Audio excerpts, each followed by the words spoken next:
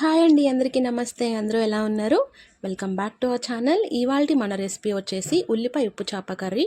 చాలా సింపుల్గా, రుచికరంగా, చాలా తక్కువ ఇంగ్రీడియంట్స్తో ఎలా ప్రిపేర్ చేసుకోవాలో మీకు చూపించబోతున్నాను. ఉప్పు చేపతో ఏ కాంబినేషన్ అయినా చాలా బాగుంటుంది కదండి. ఇంకా ఉల్లిపాయ ఉప్పు చేప అంటే అస్సలు చెప్పక్కర్లేదు అన్నట్టు.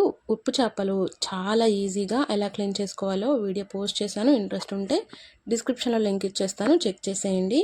ముందుగా స్టవ్ మీద కడాయి పెట్టుకుని 2 టేబుల్ స్పూన్ల వరకు ఆయిల్ని వేసుకోవాలి.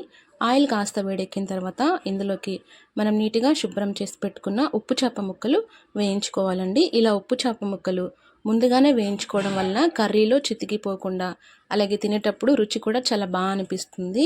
ఈ చేప ముక్కలు వేసిన వెంటనే ఫ్లేమ్ అనేది కాస్త హైలో పెట్టుకుంటే మనకి ఎక్కడ అడుగంటకుండా చితికిపోకుండా వస్తాయండి. మీరు సిమ్లో పెడితే కనుక ఈ ఉప్పు చేప ముక్కలు మనకి చితికిపోయే అవకాశం ఉంటుంది. చూసారు కదండి, మనకి ఉప్పు చేపలు ఎక్కడ అడుగంటకుండా చక్కగా ఎర్రగా ఇలా వేగిపోయాయి కదా. ఇలా వేగిన వాటిని తీసి ఒక ప్లేట్లోకి తీసి పక్కన ఉంచుకోండి. ఇప్పుడు అదే నూనెలో మనం కట్ చేసుకున్న ఉల్లి తరుగు, అలాగే టమాటో ముక్కలు, పచ్చిమిర్చి కూడా వేసేసి స్టవ్ని మీడియం ఫ్లేమ్కి అడ్జస్ట్ చేసుకుని రుచికి సరిపడా ఉప్పుని ఇప్పుడే వేసేసుకుని మనకి ఉల్లిలో బాగా కలిసేంత వరకు 1 నిమిషం పాటు గరిటతో కదిలించేసుకోవాలి. ఇలా మూత పెట్టేసి ఒక 10 నిమిషాలు ఉంచారంటే మనకి ఉల్లి చక్కగా వేగుతుందండి. చూసారు కదా. ఇప్పుడు ఇందులోకి రుచికి సరిపడా కారం వేసుకోవాలి. ఉప్పు కారం కొంచెం చూసుకుని వేసుకోండి, ఎందుకంటే ఉప్పు చేపల్లో ఆల్రెడీ ఉప్పు ఉంటుంది కాబట్టి ఉప్పు కాస్త తగ్గించి వేసుకుంటే సరిపోతుంది.